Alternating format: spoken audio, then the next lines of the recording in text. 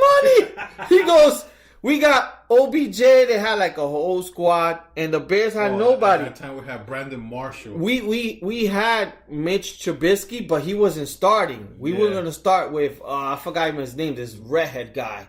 He looked like Napoleon Dynamite. Yeah. They signed him for 4 years, and then they traded. Yeah, so he was, and then we didn't have no wide receiver, and then so I made the bet August 26th. Me knowing I'm gonna lose it, but I'm like, fuck it, I don't care if we lose, whatever, it'll be fun.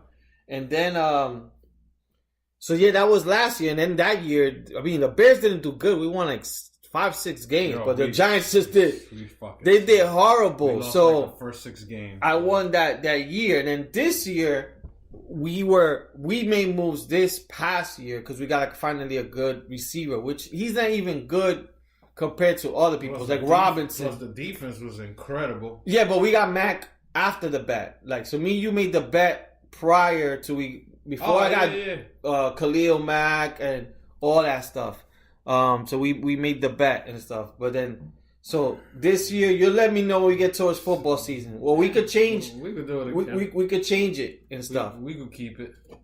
Steak bowl. We go to Chipotle and get steak. Yeah, man. So that's what's going on. So we'll keep you guys posted on the steak bowl. So, but today is St. Patty's Day. Have you ever celebrated any St. Patty's Day? What is St. Patty's Day known for? What is, I guess, Irish or drinking? I don't know, because I always celebrated more of Cinco de Mayo. Mm-hmm. I didn't celebrate St. Patty's Day, I guess, till when I got older. Yeah. When I was younger, I'd probably do like 27 de febrero because it's DR shit. Mm-hmm. Cinco de Mayo because everybody does it.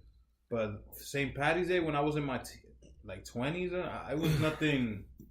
Yeah, nothing big. Like, I'll see everybody, I'll be like, oh, what the okay, I guess it's St. Patty's Day. Mm-hmm. But I never put the 2 and 2 together. Like, damn, this is like a major drinking day. So when I even got older, like my 30s, and I was hanging out more, I was like, oh shit, yeah, like this day is like Cinco de Mayo, but there's always more fights on St. Patrick's Day than fucking Cinco de Mayo. Because I remember going, like, there was a place called Porky's in 20s. There's a big bar downtown. And I went there for. Is it on 50th Street and 10th Avenue with a pig outside? It was called Porky's, like the movie. It was right next to the Club Cama. Oh, okay. I remember I went one time and having a good time, and then out of nowhere, fucking white dudes just start fighting. I'm like, what the hell? Did they play the song we had the intro? Nah, man. You know, they were playing like that Montel Jordan, this is how we do it. They fought to that? Yo, I was like, what the fuck is going on? The fight broke in.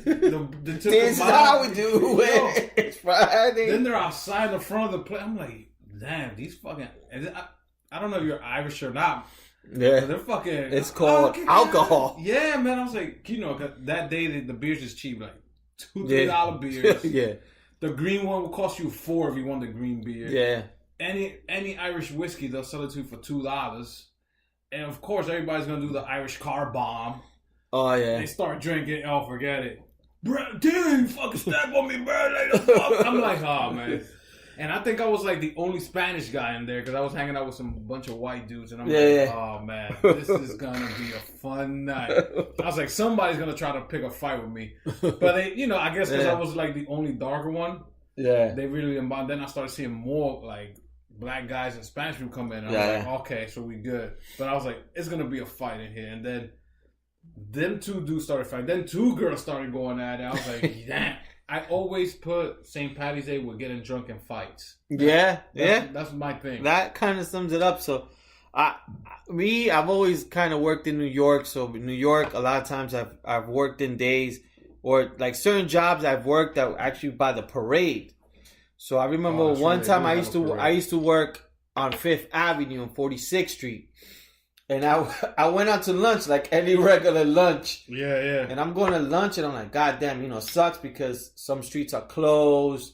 So you got to go around this way. So I think I was trying to go to like a Wendy's or something. And then like, just for me doing that trip to Wendy's, I saw like, no lie, 12:30.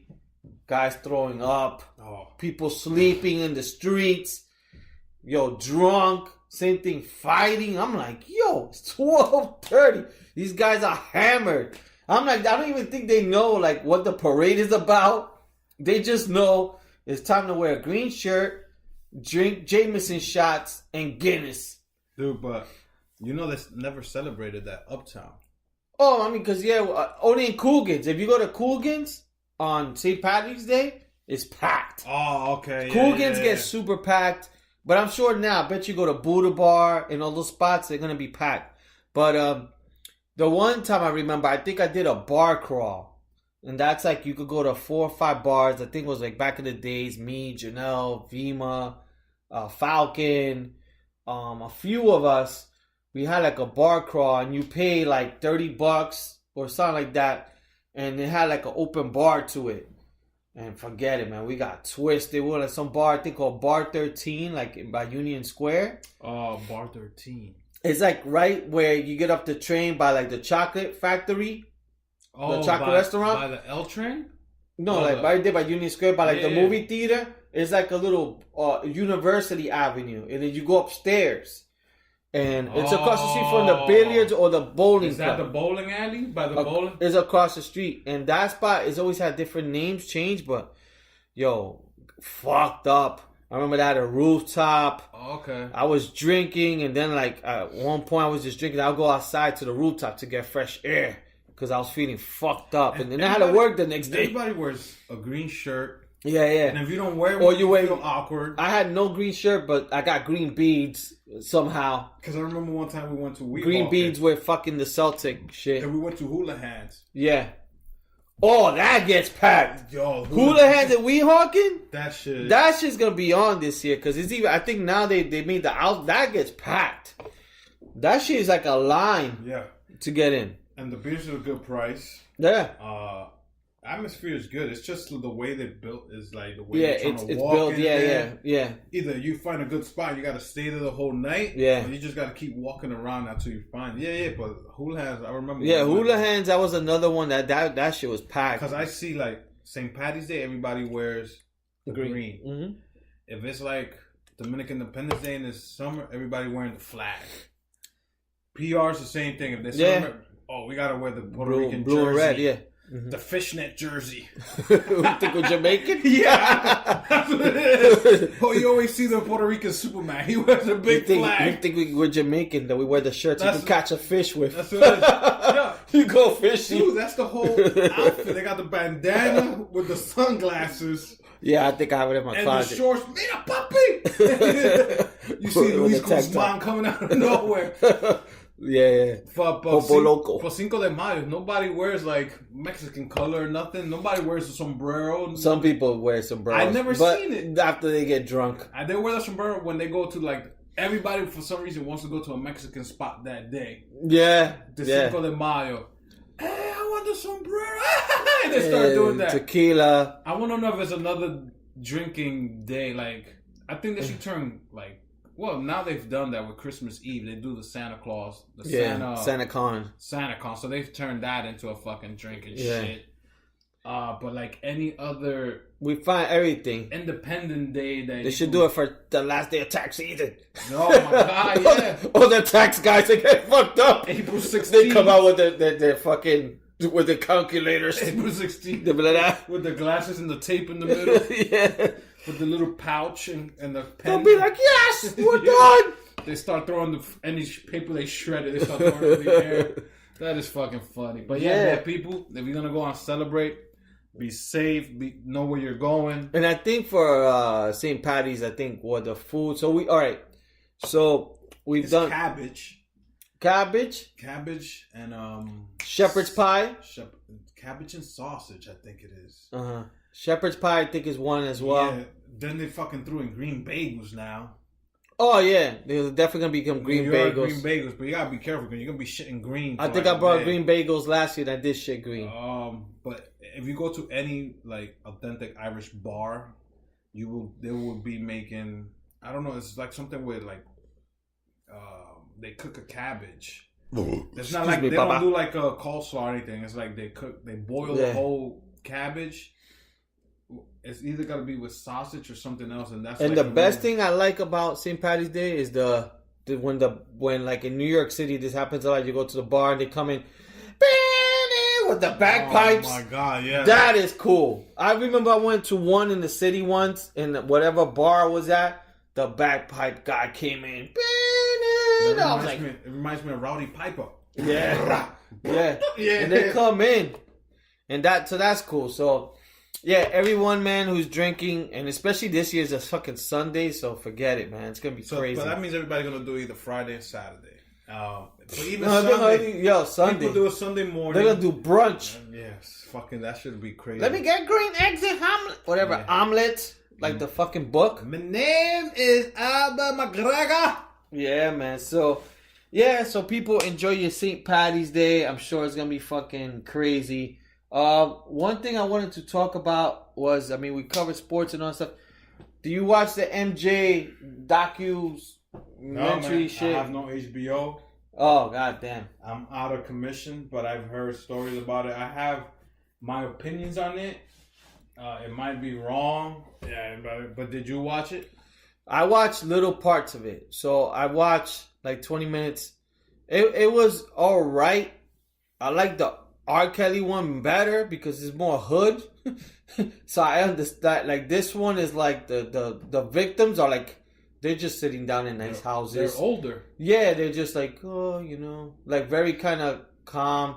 But with R. Kelly is like, they're mad, So it's like, but yes, I saw a little bit of it. I mean, for me, something is weird. Like, you know what I'm saying? Like, he was always surrounded by kids. I never like got that as a grown adult and all this stuff and whatnot. So I think there's some truth to it, but the only bad thing, I mean, it's like, why are you gonna say it now that he's dead for him to defend himself? So it's kind of fucked up because these guys could be making up the story, or they could be saying the truth. But yeah, so I didn't get into the weeds because I think from what I heard, like I guess they were kind of not paid off or whatever for him like to go against him. But this is this is what I say. I understand where all the people coming from, but at the same time, I gotta listen to the victims. They were kids at the time. Yep.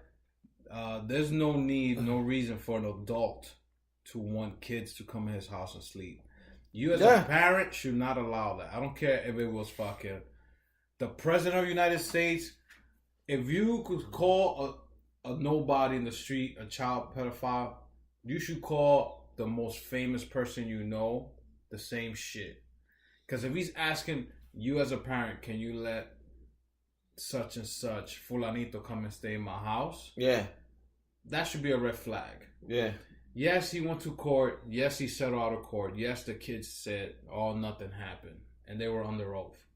And now, whatever, 25, 30 years later, you're saying something did happen. Okay, that means you lied under oath in court. Yeah. So that right there is a strike. Mm-hmm. But what they don't realize is they were kids. When you go through some shit like that as a kid, you don't want to say nothing. Because they eat your mind and be like, oh, if you say something, I'm going to kill your parents. If you say something, nobody's going to believe you because my name is MJ. This and that. You could tell whoever you want. Who you think they're going to believe, you or me?